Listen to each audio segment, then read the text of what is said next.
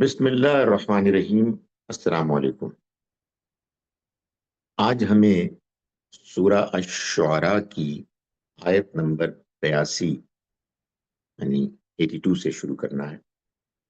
سورہ الشعراء قرآن مجید کی سورہ نمبر 26 ہے اور یہ قرآن مجید کی سورتوں کے تیسرے گروپ کی دوسری سورہ ہے۔ اس سورہ مبارکہ میں جو پچھلی سورہ الفرقان کی جوڑا سورہ ہے، وہاں ایک مقام پیسج میں اللہ تعالیٰ نے چند پیغمبروں کی سرگزشت کی طرف اشارہ کیا تھا۔ یہ سورہ مبارکہ اس کی وضاحت اور تفصیل کی شکل میں آئی، اور بھی بہت ساری چیزیں ہیں جو مشترک ہیں، جو جب جب مضامین آئیں گے تو وہ زیر بحث آئیں گے۔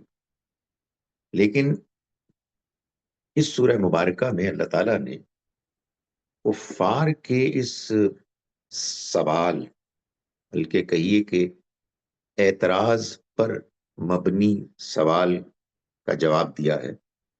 وہ سوال یہ تھا، وہ تقاضا یہ تھا کہ بھائی اگر آپ اتنے زور و شور شد و مت کے ساتھ یہ ڈرا رہے ہیں، دھمکی دے رہے ہیں کہ اگر ہم نے انکار کر دیا تو پھر ہم پر عذاب آ جائے گا، تو ذرا کوئی نشانی تو دکھائیں۔ تو اللہ تعالیٰ نے شروع میں یہ فرمایا کہ ہم نے اس دنیا میں جس میں تم رہتے ہو کتنی ہی نشانیاں مختلف قسم کی، متنوع، ڈائیورس تمہیں دکھائیں، اس سے تم نے کبھی کوئی سبق حاصل کیا؟ تم نے کبھی یہ جانا کہ ان نشانیوں سے تو یہ معلوم ہوتا ہے کہ ہمارا ایک ایسا بنانے والا ہے کہ جو حکیم ہے، مہربان ہے، پالنے والا ہے اور ہر چیز پر قدرت رکھتا ہے؟ تو جب ان نشانیوں سے تم نے کوئی فائدہ نہ اٹھایا تو ایک نشانی تمہارے مطالبے پر اگر ہم نے دکھا بھی دی تو اس سے یہ کیسے ہو جائے گا کہ تم ایمان لے آؤ گے؟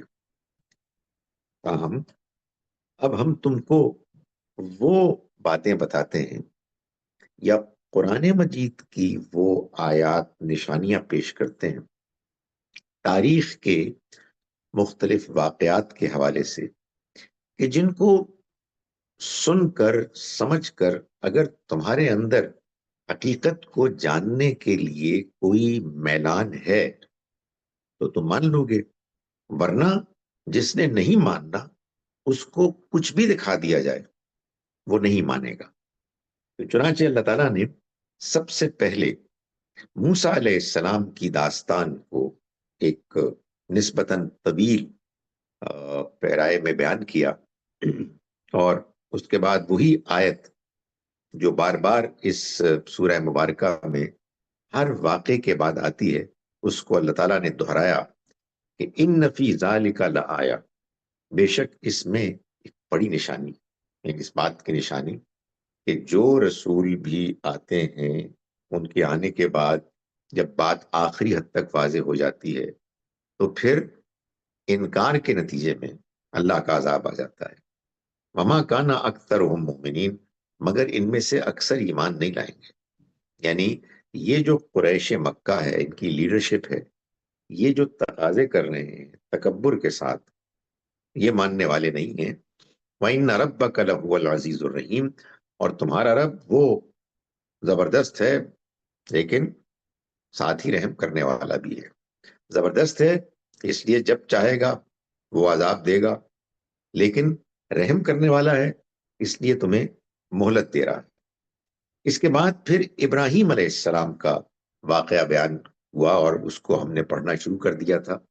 ابراہیم علیہ السلام کے بارے میں میں نے آپ کو بتایا کہ یہ اگرچہ کہ غیر معمولی پیغمبر تھے، مگر رسولوں کی اس فہرست میں عام طور پر لوگ ان کو نہیں شامل کرتے کہ جن رسولوں نے جب اپنے پیغامات پیش کیے تو قوم کے انکار کے بعد اس قوم پر عذاب آ گیا. میں نے گزارش کی تھی کہ سورہ توبہ سے معلوم ہوتا ہے کہ ابراہیم علیہ السلام کی قوم پر بھی اسی طرح سے عذاب آیا جیسا کہ نوح، ہود، صالح، لوط، شعیب اور موسیٰ علیہ السلام کی اقوام پر آیا. تو ان کا ذکر کیا اللہ تعالیٰ نے اور فرمایا کہ ان کو سناؤ تم ابراہیم کی سرگزشت، جب انہوں نے اپنے والد اور اپنی قوم کے لوگوں سے کہا کہ تم کس چیز کی عبادت کر رہے ہو. انہوں نے کہا کہ یہ وہ بت ہیں، ہم ان کے آگے پوری یعنی توجہ کے ساتھ بیٹھے ہوئے ہیں، اور یہ وہ چیز ہے کہ جو ہم نے اپنے آبا و اجداد سے سیکھی ہے اور ہم انہی کو کر رہے ہیں. ابراہیم علیہ السلام نے پوچھا کہ بھائی یہ کیا سنتے ہیں یا تمہیں نفع پہنچاتے ہیں، یہ نقصان پہنچاتے ہیں؟ ان کا نہیں، ہم تو ان کی عبادت کرتے ہیں اس لیے کہ ہم نے اپنے آبا و اجداد کو ایسے کرتے ہوئے دیکھا. تو اس کے بعد پھر ابراہیم علیہ السلام نے ایک جانب ان کے ان معبودوں کی اور ان کے آبا و اجداد کی پر تنقید کی اور یہ کہا کہ یہ تمہارے جو آبا و اجداد ہیں اور تم بھی، یہ سب کے سب میرے دشمن، اور میں تو صرف جہانوں کے پروردگار کے ساتھ رشتہ قائم کیے ہوئے ہوں، وہی کہ جو جس نے مجھے پیدا کیا اور وہ میری رہنمائی کرتا ہے، وہی کہ جو مجھ کو کھانا کھلاتا ہے، مجھ کو پانی پلاتا ہے، وہی کہ جب میں بیمار پڑتا ہوں تو مجھے شفا دیتا ہے، وہی کہ جو مجھ کو موت دے گا اور پھر مجھے زندگی دے گا، اور وہی کہ جس سے میں توقع رکھتا ہوں کہ وہ مجھے معاف کر دے گا، میری خطاؤں کو معاف کر دے گا یوم الدین، قیامت کے دن، بدلے کے دن. اس کے بعد اگلی آیت، آیت نمبر 83، اس میں فرمایا کہ ابراہیم علیہ السلام نے اس کے بعد دعا کی. یعنی یہ سب تو اپنی قوم کے سامنے انہوں نے بیان کر دیا، پیش کر دیا، پھر انہوں نے دعا کی، رب حب لی حکمن والحقنی بالصالحین، اے میرے پروردگار مجھے حکمن، فیصلے کی قوت عطا فرما، والحقنی بالصالحین، اور مجھے نیک لوگوں کے ساتھ ملا.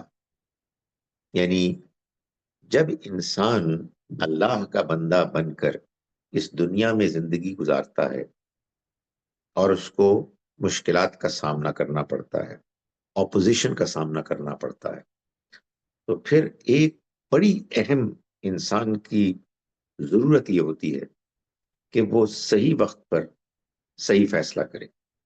انسان اگر فیصلہ کرنے میں ڈاماڈول ہے، غیر واضح ہے، تو اس سے بہت مشکلات آتی ہیں، اور بعض اوقات وہ مشکلات ایسی ہوتی ہیں کہ جو اس کو ایسے فتنوں میں مبتلا کر دیتی ہیں کہ جن میں پڑنے کے بعد انسان کا ایمان ڈاواڈول ہو جاتا ہے، ایمان کمزور پڑ جاتا ہے. تو انہوں نے اس موقع پر جبکہ انہوں نے ہجرت کرنی تھی اور ہجرت کے بعد ایک نئی زندگی کا آغاز کرنا تھا، انہوں نے اللہ سے دعا کی کہ وہ ان کو خاص طور پر حکمن، فیصلہ کرنے کی صلاحیت دیں، اور الحقنی بالصالحین، مجھے صالحین کے ساتھ ملا. یہ دنیا کے لیے بھی ہے اور آخرت کے لیے بھی، اس میں کوئی شبہ نہیں ہے کہ دنیا میں انسان کو اپنے ایمان کے ساتھ، ایمان کی حفاظت کے ساتھ زندگی گزارنے کے لیے نیک لوگوں کی، صالحین کی ضرورت ہوتی. انسان اکیلا بہت کمزور ہوتا ہے، ایک اور انسان اس کے ساتھ مل جائے ایمان والا تو وہ 11 نہیں بہت بڑھ جاتا ہے قوت میں. اس لیے کہ آدمی کو حوصلہ ہوتا ہے، آدمی اپنی بات کسی سے کر سکتا ہے، اور یہ اللہ کی بڑی عنایت ہوتی ہے. یہ عنایت حاصل ہوتی ہے دعا کر کے. تو انہوں نے یہ دعا کی، اور ظاہر ہے کہ یہ دعا صرف دنیا ہی کے لیے نہیں ہے بلکہ آخرت کے لیے بھی ہے۔ وَاجْعَلْ لِي لِسَانَ صِدْقٍ فِي الْآخِرِينَ، اور میرا ذکر یعنی لسان صدق، ذکر خیر، وہ تو جاری کر دے فی الآخرین، بعد میں آنے والوں میں۔ یعنی یہ بھی ظاہر ہے کہ ایک نیک انسان کی تمنا ہوتی ہے، خاص طور پر وہ کہ جو نیکی کے پرچار کرنے والے، کہ جب وہ دنیا سے رخصت ہوں تو ان کا نام اچھے انداز میں لیا جائے، ان کا ذکر کیا جائے۔ یہ دعا ابراہیم علیہ السلام کے حق میں تو ایسے قبول ہوئی کہ جس کی کوئی مثال نہیں۔ ابراہیم علیہ السلام، ان کی اولاد، ان کی دو شاخیں، بنی اسرائیل، بنی اسماعیل، پیغمبر ہی پیغمبر آئے، بلکہ ان کے علاوہ تو کوئی پیغمبر ان کے خاندان کے علاوہ تو آیا ہی نہیں۔ تو انہوں نے یہ دعا کی، اور اسی لیے کہا جاتا ہے کہ دعا کرنے میں تو انسان کو کبھی بھی بخل نہیں کرنا چاہیے، کنجوسی نہیں کرنی چاہیے۔ اللہ دعا سنتا ہے، اور کیا خبر کہ کب کون سی دعا اللہ کے ہاں شرف قبولیت پالے۔ فرمایا وجعلنی من ورثۃ جنت النعیم، اور باغ کے یعنی وہ باغ کے جو نعمتوں والا باغ ہے، اس کے وارثوں میں سے مجھے بھی وارث بنا، یعنی میں وہاں جاؤں، مجھے نعمت کے باغوں میں رہنے کا حکم دیا جائے، فیصلہ میرے حق میں کیا جائے، یہ میری دلی تمنا۔ یہ ابراہیم علیہ السلام اپنے اس پہلے مشن کو پورا کرنے کے بعد اللہ کے حضور میں دعا کر رہے ہیں۔ فرمایا وَاغْفِرْ لِأَبِي إِنَّهُ كَانَ مِنَ الضَّالِّينَ، اور میرے باپ کو معاف کر دے، یقیناً وہ بھٹکوں میں سے، گمراہوں میں سے۔ باپ وہ بت تراشتا تھا، بت بناتا تھا، بتوں کی پرستش کرتا تھا، عذاب سے دوچار ہو گیا، لیکن یہ اللہ کا بندہ پھر بھی اپنے باپ کے لیے، اپنے والدین کے لیے دعا کرتا۔ یہ اللہ تعالیٰ کی اپنی حکمت ہے، اللہ اپنے بندوں کی اس خاص خوبی کی قدر کرتا ہے۔ ہمارے یہاں تو ہے نا کہ غیر مسلموں کے لیے دعا نہ کرو، اللہ اکبر! کیا ہم نے کیا سیکھا ہے؟ ادھر اللہ کے پیغمبر ابراہیم علیہ السلام، جن کو اللہ تعالیٰ کہتا ہے کہ اللہ نے ابراہیم کو اپنا دوست بنایا، امام الانبیاء، نبیوں کے وہ امام، ابو الانبیاء، نبیوں کے باپ، وہ اپنے اس باپ کے لیے اس عذاب کے بعد بھی دعا کر رہے ہیں کہ جو ان کے انکار، ان کے شرک کے بعد ان پر آیا۔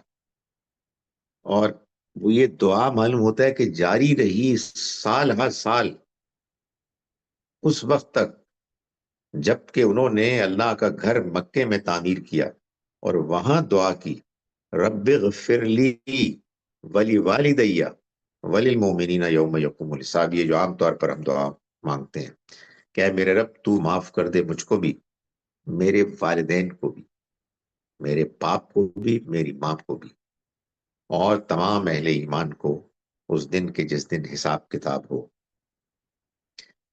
اس کے بعد معلوم ہوتا ہے کہ اللہ نے کہا کہ ابراہیم واپس کرو، یعنی بڑی مہلت دینے کے بعد اللہ اکبر، پھر اللہ تعالیٰ کا کہ نہیں، اب ابراہیم وہ میرا دشمن تھا۔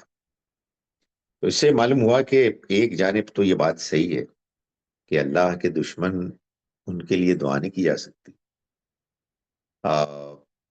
مگر وہ کون ہے یہ تو اللہ ہی جانتا ہے، ہم تو نہیں جانتے۔ ہم تو اس وقت جو بظاہر دشمن ہیں، ظاہر ہے کہ ہم اپنا دفاع کریں گے اگر وہ کوئی زیادتی کرتے ہیں، ہم اقدام کریں گے اگر ہمارے پاس موقع ہے جائز طریقے سے، لیکن کسی کو کافر اور جہنمی قرار دیں یہ ہمارا کام ہی نہیں۔ تو اللہ تعالیٰ نے تو ایک اسٹیبلشڈ کافر مشرک جہنمی کے لیے ان کے حق میں اس کے بڑے ہی شفیق بیٹے کی دعا جاری رکھنے کی اجازت دی، نہیں روکا، اس لیے کہ اللہ کو اس جذبے کی قدر ہے کہ بندے اپنے رشتوں ناتوں کے لیے دعا کریں، باقی فیصلہ تو اللہ کا ہے۔ وَلَا تُخْزِنِي يَوْمَ يُبْعَثُونَ، اور تو اس دن اے رب تو مجھے رسوا نہ کرنا، یعنی قیامت کے دن۔ اس میں بھی ایک اشارہ ہے، میرا باپ اگر اس دن عذاب سے دوچار ہوگا تو میں رسوا ہو جاؤں گا۔ یہ ایک آپ سمجھیے کہ اپنی بات کو اور زیادہ مضبوط کرنے کے لیے یہ بات کہی انہوں نے۔ فرمایا کہ یہ اس دن کی بات ہے جس دن میں یہ کہہ رہا ہوں کہ تو مجھے رسوا نہ کیجو، جس دن کے لوگ اٹھائے جائیں گے۔ اس پر معلوم ہوتا ہے کہ ابراہیم علیہ السلام کی دعا ختم ہو گئی، اور پھر اب اللہ تعالیٰ نے فرمایا کہ یہ دن معلوم ہے کون سا دن ہے۔ یہ ہوتا ہے قرآن مجید میں کہ ایک واقعہ بیان ہو رہا ہوتا ہے، ایک مکالمہ جاری ہوتا ہے، کہ اس کے ساتھ ہی اللہ تعالیٰ اپنی بات کو شامل کر دیتے ہیں۔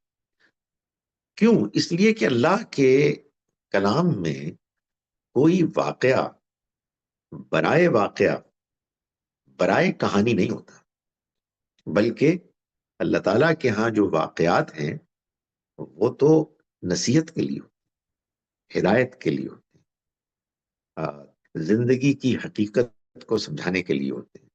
تو جہاں تک تو واقع کی تفصیلات اس مقصد کے لیے کارآمد ہیں، وہاں تک تو واقعہ بیان ہوتا ہے، پھر اس کے بعد اللہ تعالیٰ اپنی بات کو اس میں شامل کر لیتے ہیں، ہے نا۔ بعض اوقات ایک استاد ہے، وہ سناتا ہے کہ دیکھو یہ ایک واقعہ ہوا، اس واقعے سے اب میں تمہیں بتاتا ہوں کیا سبق ہم حاصل کرتے ہیں۔ تو اللہ تعالیٰ فرماتے ہیں کہ یوم لا ینفع مال ولا بنون، یہ جس دن کا ذکر ابراہیم نے اپنی دعا میں کیا، یہ دن وہ دن ہے کہ جب لا ینفع مال ولا بنون، نہ مال کام آئے گا نہ اولاد۔ یہ گویا کہ اللہ تعالیٰ نے بتا دیا کہ میں نے اپنے بندے ابراہیم کو اپنے باپ کے لیے دعا کرنے کی تو اجازت دے دی، مجھے اس کی رحمت، شفقت، نرمی بہت پسند آئی، لیکن کسی کا مال یا کسی کی اولاد اس کے کام نہیں آئی، اس لیے کہ اللہ تو انصاف کرے گا۔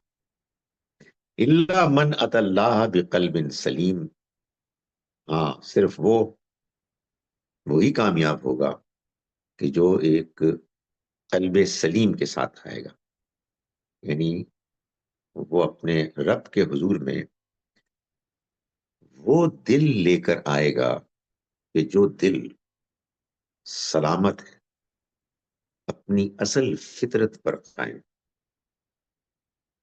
سب انسان اس دنیا میں ایک قلب سلیم لے کر آتے ہیں، بہت سے وہ بدنصیب ہوتے ہیں جو اپنے اس قلب سلیم کو برباد کر دیتے، سیاہ کر دیتے، سخت کر دیتے، زنگالود کر دیتے، اس پر مہر لگوا دیتے ہیں۔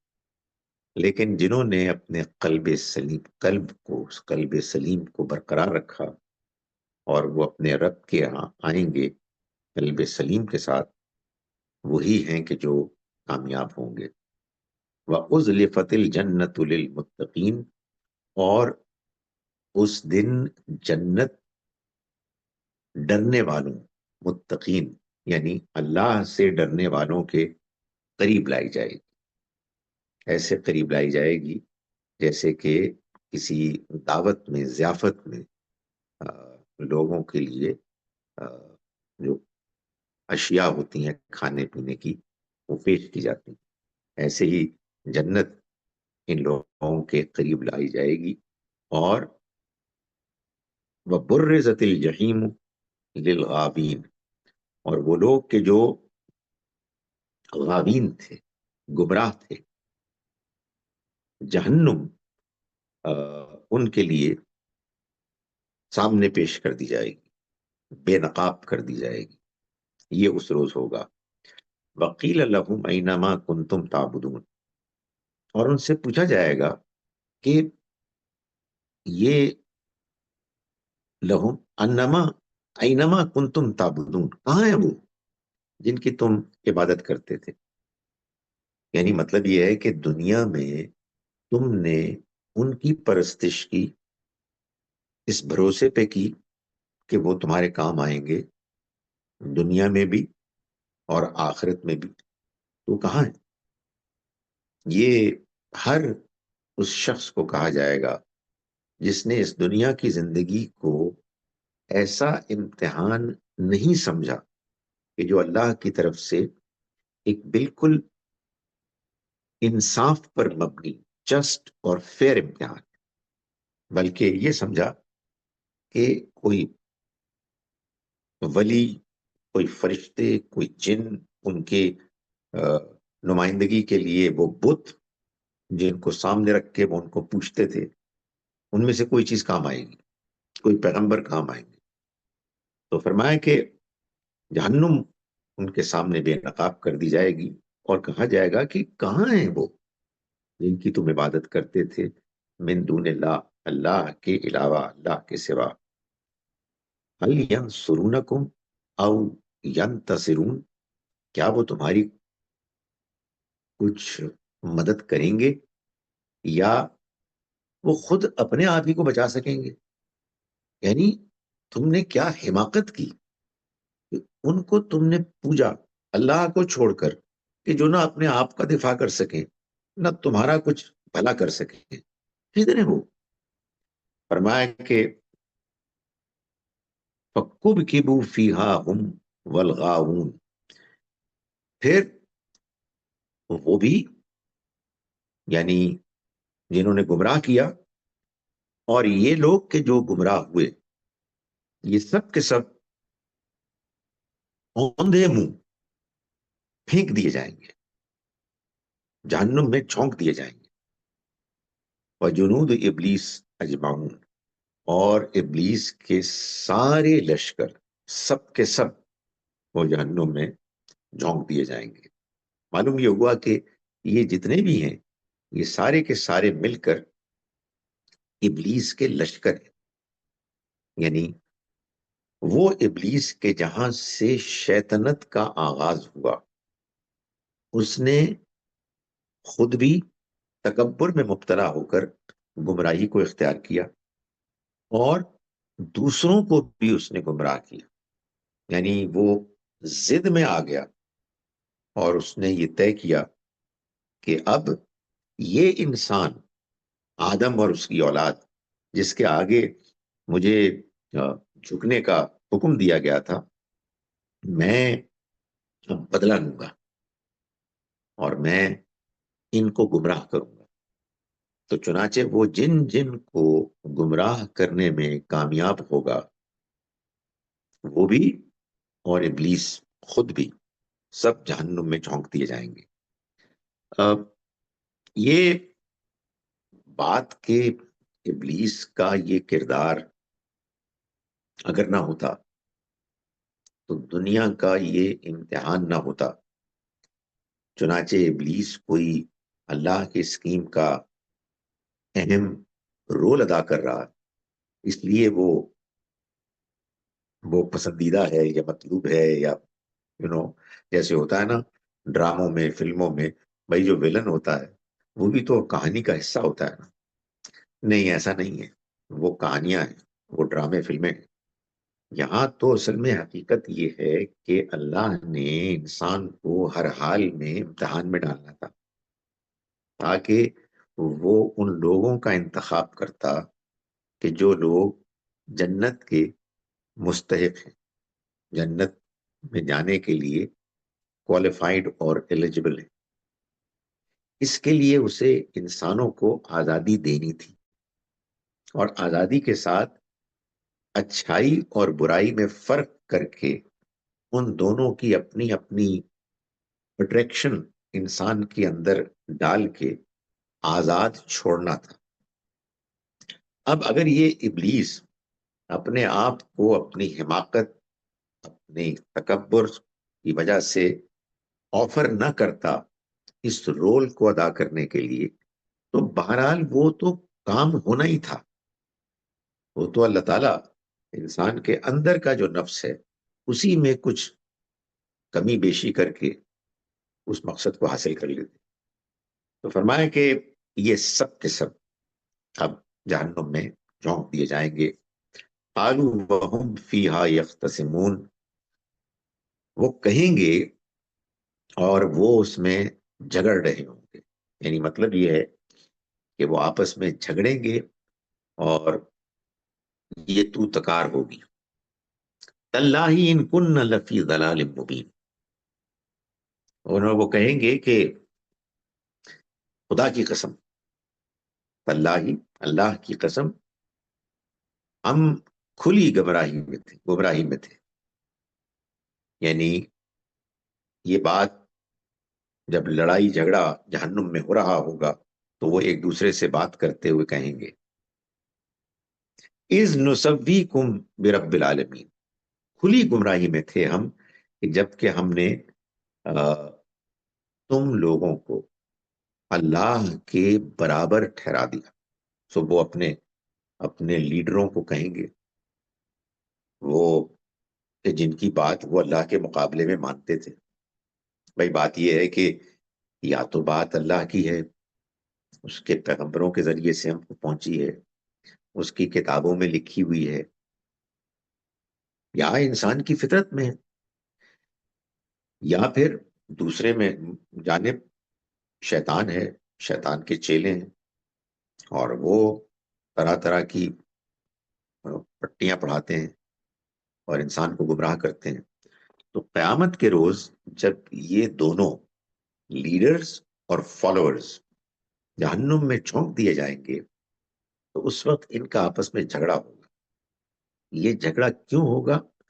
جس کو کہتے ہیں نا کہ to add insult to injury, ایک تو تکلیف اور پھر اس کے بعد یہ پریشانی، یہ فضیعت، یہ پشیمانی کہ جو ہوگی اور پھر اس کے بعد اس کا اظہار ہوگا۔ فرمایا کہ ہم بہت گمراہی میں مبتلا ہو گئے جب ہم نے تم کو جہان والوں کے پروردگار کے برابر قرار دے دیا۔ وما اضلنا الا المجرمون، اور ہمیں گمراہ نہیں کیا سوائے ان لوگوں کے کہ جو مجرم تھے۔ یعنی مطلب یہ ہے کہ ہم دیکھتے تھے کہ یہ مجرم ہے مگر ہم بڑے فیسنیٹ ہوتے تھے، ان کو آئیڈیلائز کرتے تھے، ان کی دولت کی وجہ سے، ان کے مقام مرتبے کی وجہ سے، ان کے گفتگو کے انداز کی وجہ سے، ان کی ظاہری اپیرنس کی وجہ سے، نہ جانے کس کس چیز سے ہم فیسنیٹ ہوتے تھے، ان کے کیرزما سے، اور ہے وہ مجرم ہمیں معلوم تھا، لیکن وہ ہم ان کے جرائم کو اگنور کرتے تھے۔ یہ تو ان کا ذاتی مسئلہ ہے، اس سے ہمارا کیا تعلق ہے؟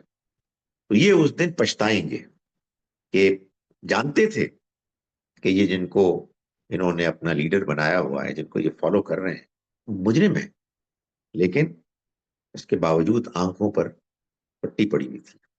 وما لنا من شافعین، تو اب ہمارے لیے کوئی سفارش کرنے والا نہیں، کوئی ایسا نہیں ہے کہ جو اللہ کے اس دربار میں اور اس کے بعد جو ہمارا انجام ہوا ہے وہ ہماری طرف ہمارے حق میں کوئی بات کر کے ہمیں چھڑا لے۔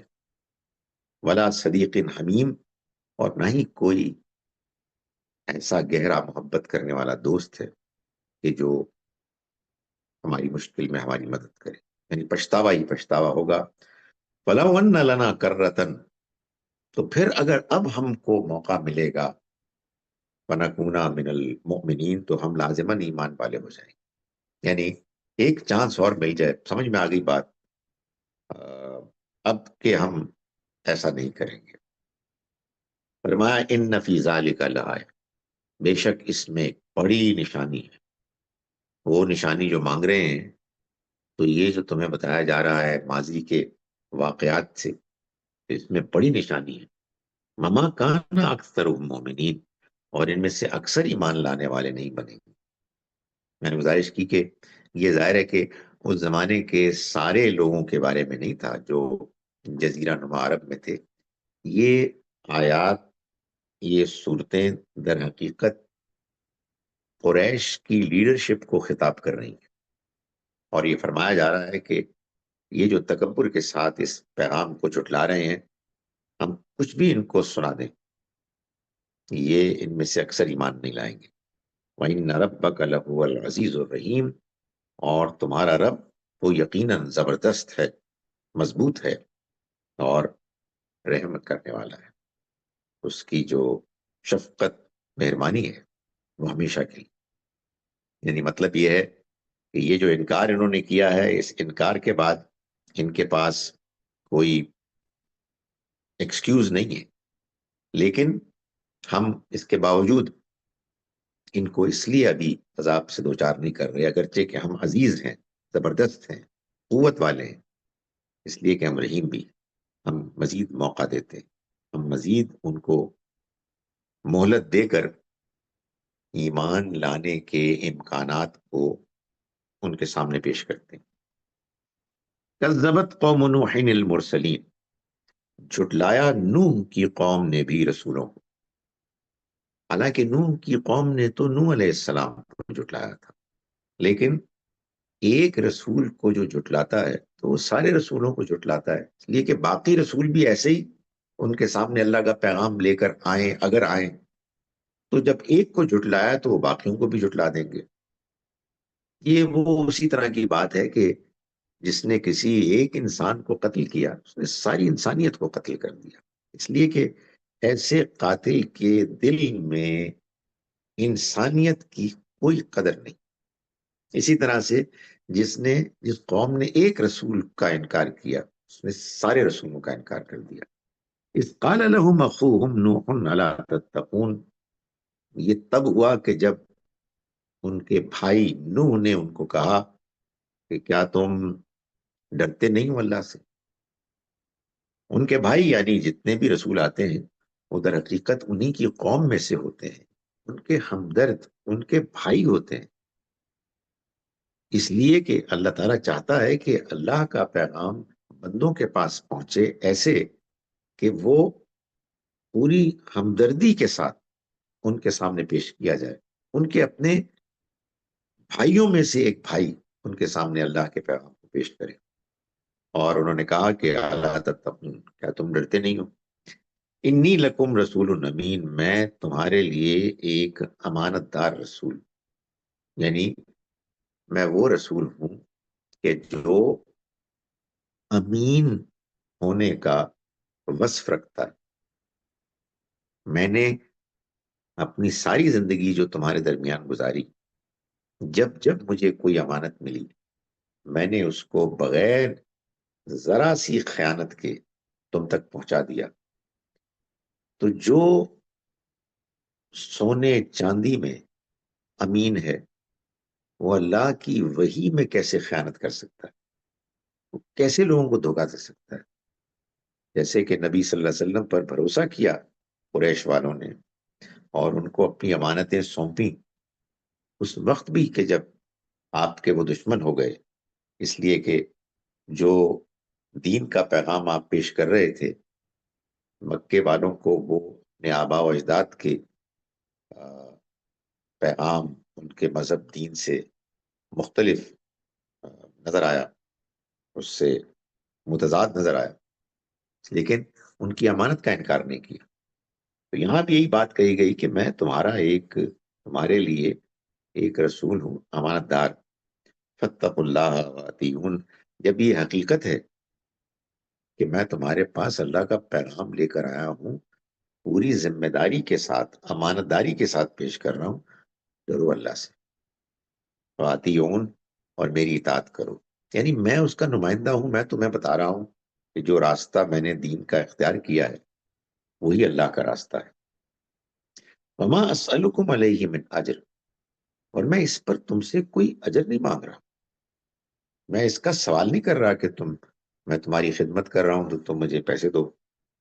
ان اجریہ الا علی رب العالمین، نہیں، میرا اجر تو کسی کے پاس نہیں ہے سوائے جہان والوں کے رب. وہی ہے کہ جس کے پاس میرا اجر ہے. فاتقوا اللہ، تو ڈرو اللہ سے، واتیون، اور اطاعت کرو میری. یہ دوبارہ اس کو دہرایا گیا، یعنی پہلے ایک دلیل بیان کر کے پھر دوسری دلیل بیان کر کے. پہلے یہ بتا کے کہ میں امین ہوں، پھر یہ بتا کے کہ میں تم سے کیا مانگ رہا ہوں. تم سوچو تو صحیح، اس میں میری کوئی اپنی ذاتی غرض ہے؟ میں تم سے صرف یہ اللہ کے پیغام کو پہنچانے کے بعد تقاضا کر رہا ہوں کہ تم اللہ کے بندے بن جاؤ، اس سے ڈرو اور میری اطاعت کرو. قالو، انہوں نے جواب دیا، انؤمن لک واتبعک الارذلون، کیا ہم تم کو مانے، تمہاری بات مانے، جبکہ صورتحال یہ ہے کہ تمہاری پیروی کرنے والے تو گرے ہوئے لوگ ہیں. یعنی ہم شرفاء ہیں، اور تمہارے ساتھ جو لوگ ہم دیکھتے ہیں بالکل نچلے درجے کے لوگ ہیں، تو تمہارے ساتھ کیسے ہیں؟ اس میں ایک جانب تو یہ حقیقت واضح ہوئی کہ جو سب سے پہلے ایمان لاتے ہیں رسولوں پر وہ لوگ ہوتے ہیں کہ جن کو سوسائٹی کی کوئی لالچ ہی نہیں ہوتی، ان کے ساتھ کوئی رکاوٹیں ہی نہیں ہیں، تو وہ کیوں نہیں مانیں گے؟ اس لیے کہ جن لوگوں کے پاس مال دولت ہوتا ہے، جو بڑے اثر و رسوخ رکھتے ہیں، ان کے لیے تو وہ رکاوٹیں بن جاتے ہیں. تو اور ایک رکاوٹ یہ بھی بن جاتی ہے کہ پہلے ماننے والے لوگ وہ ہوتے ہیں کہ جو کمزور غریب لوگ ہوتے ہیں، اور وہ کہتے ہیں، امیر لوگ کہتے ہیں کہ ہم آپ کے ساتھ کیسے آئیں، جو آپ کے ساتھی لوگ ہیں تو گرے ہوئے لوگ ہیں. یعنی حرکتیں بھی ان کی گری ہوئی ہیں، اور ان کی دیکھو تم مالی حالت دیکھو، ان کا سٹیٹس دیکھو. قال وما علمی بما كانوا يعملون، نوح علیہ السلام نے فرمایا کہ مجھے نہیں معلوم ہے کہ وہ کیا کیا کرتے تھے.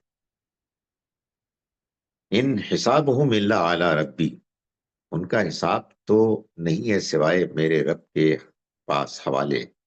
لو تشعرون، اگر تم کو اس بات کا شعور، یعنی میرے رب نے اگر ان کو چن لیا ہے ایمان کے لیے تو ظاہر ہے ان میں کوئی خوبی ہوگی. یہ کیسے ہو سکتا ہے کہ وہ بغیر کسی وجہ کے ان کا انتخاب کرے؟ مجھے نہیں معلوم ہے پہلے کیا کیا کرتے تھے، اس کا مجھ سے کیا تعلق ہے. وما انا بطارد المؤمنین، اور میں اہل ایمان کو کسی صورت بھی دھتکارنے نہیں والا. یہ نہیں ہو سکتا کہ میں ان کو چھوڑ دوں تم کو خوش کرنے کے لیے. ان انا الا نذیر مبین، میں تو کھلا کھلا خبردار کرنے والا ہوں.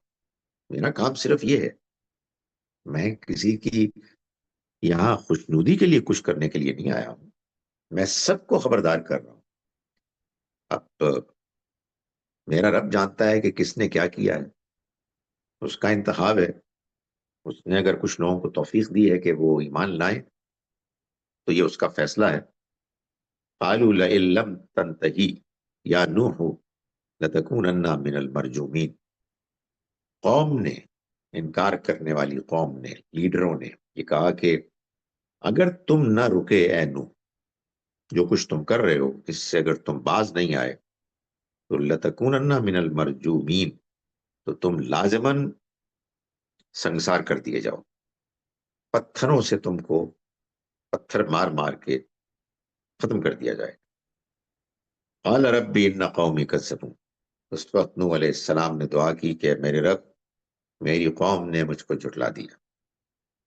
فافتح بینی و بینہم، تو میرے اور ان کے درمیان فیصلہ کر دے. فتحاً، ایک واضح فیصلہ فرما دے. ونجنی، اور مجھے نجات دے دے، ومن معیہ، اور ان کو بھی جو میرے ساتھ ہیں، من المومنین، اہل ایمان میں سے، ان کو بھی نجات دے دے۔ فانجیناہ، تو ہم نے ان کو نجات دی، ومن معہ، اور ان کو بھی جو ان کے ساتھ تھے، فی الفلک المشحون، اس کشتی میں کہ جو بھری ہوئی تھی، یعنی ان کے ان ساتھیوں اور ان کے اس ساز و سامان کے ساتھ کہ جو ان کو بعد میں جس کی ضرورت ان کو پیش آنی تھی۔ ثم اغرقنا بعد الباقین، اور باقی سب لوگوں کو اس کے بعد ہم نے غرق کر دیا۔ ان فی ذلک لآیہ، بے شک اس میں بڑی نشانی، وما کان اکثرهم مؤمنین، اور ان میں سے اکثر لوگ ایمان لانے والے نہیں۔ وَإِنَّ رَبَّكَ لَهُوَ الْعَزِيزُ الرَّحِيمُ، اور تمہارا رب بے شک بہت زبردست ہے، رحم کرنے والا ہے۔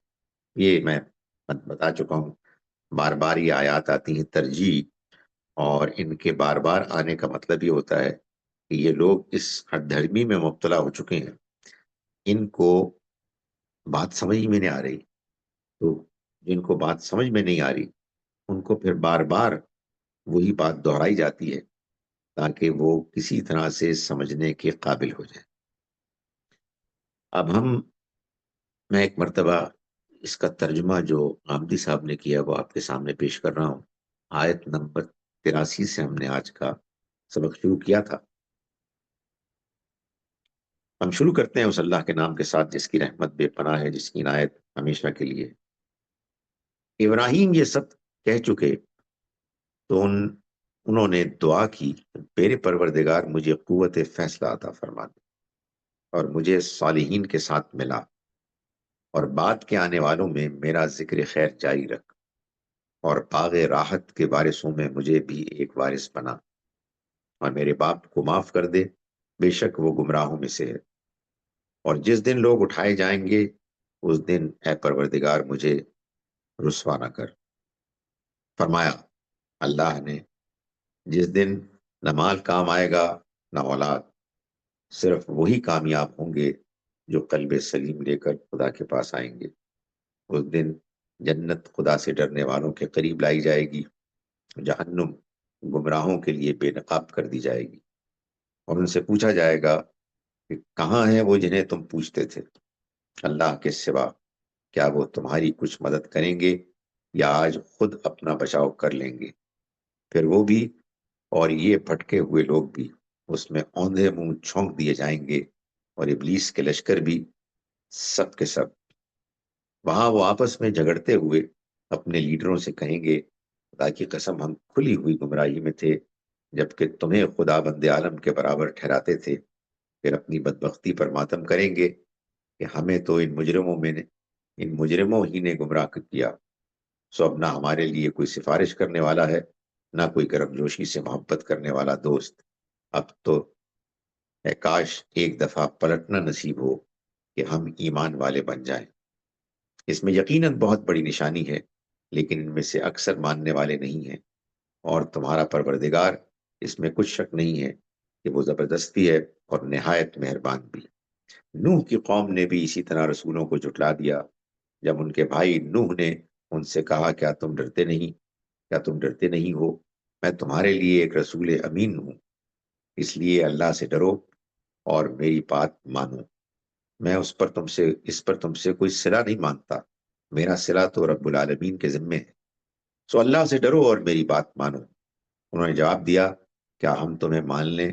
درا حال ہے کہ تمہاری پیروی تو رذیلوں نے اختیار کر رکھی ہے۔ انہوں نے کہا، مجھے کیا معلوم جو وہ کرتے رہے ہیں، ان کا حساب میرے رب کے ذمے ہے، اگر تم سمجھنا چاہو۔ اس وقت تو وہ آگے بڑھ کر مجھ پر ایمان لے آئے ہیں، اور میں ان اہل ایمان کو تمہاری خوشنودی کے لیے دھتکارنے والا نہیں، میں تو صرف ایک کھلا ہوا خبردار کرنے والا ہوں۔ اس پر وہ بولے، اے نوح، اگر تم باز نہ آئے تو ضرور سنسار کر دیے جاؤ گے۔ بالآخر نوح نے دعا کی، میرے پروردگار، میری قوم نے مجھے جھٹلا دیا، اس لیے تو اب میرے اور ان کے درمیان قطعی فیصلہ فرما دے، اور مجھے اور میرے ساتھ جو اہل ایمان ہیں انہیں نجات عطا فرما۔ چنانچہ اس کو اور اس کے ساتھیوں کو ہم نے بھری ہوئی کشتی میں بچا لیا، اور باقی سب لوگوں کو اس کے بعد ہم نے غرق کر دیا۔ اس میں یقیناً بہت بڑی نشانی ہے، لیکن ان میں سے اکثر ماننے والے نہیں ہیں، اور تمہارا پروردگار اس میں کچھ شک نہیں کہ وہ زبردست بھی ہے اور نہایت مہربان بھی۔ اقول قولی ھذا واستغفر اللہ۔ اگر کوئی سوال کرنا ہے تو ہینڈ ریز کر کے آپ سوال کر سکتے ہیں،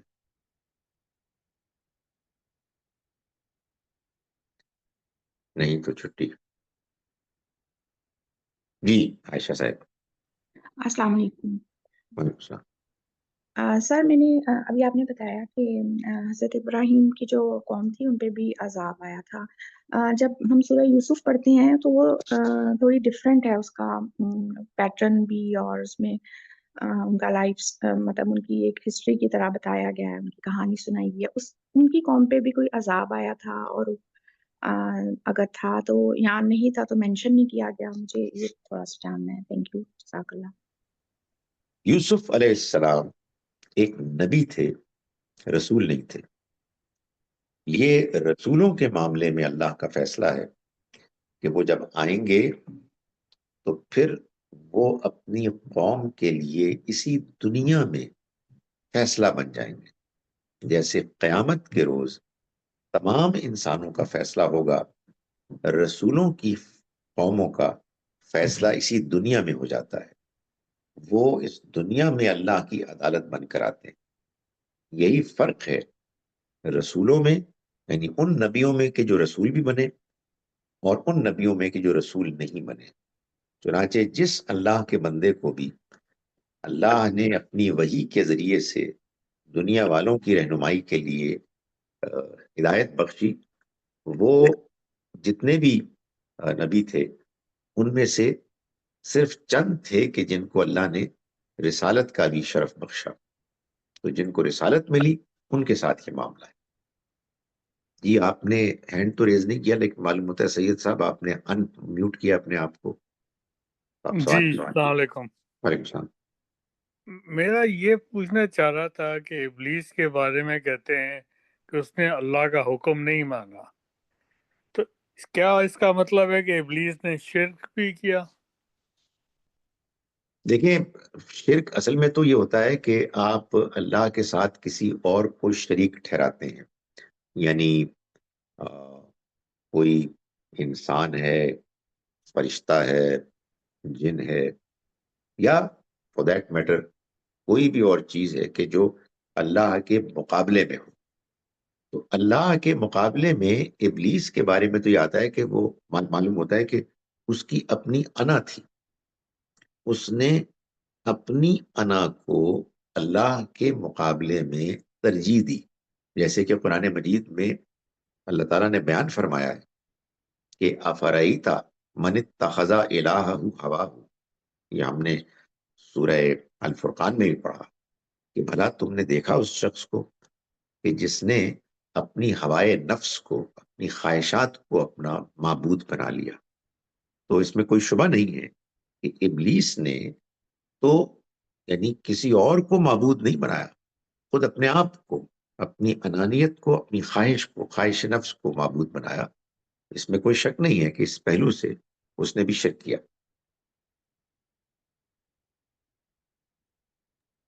شکریہ، السلام علیکم۔ وعلیکم السلام۔ چلیے جی، اگر کوئی اور سوال نہیں ہے تو انشاءاللہ پھر اب اگلے جمعرات/جمعہ پھر ملاقات ہوگی، یعنی جمعرات ہمارے لیے جو یہاں کینیڈا اور دوسرے ممالک میں رہتے ہیں، اور جمعہ پاکستان والوں کے لیے۔ السلام علیکم ورحمۃ اللہ وبرکاتہ۔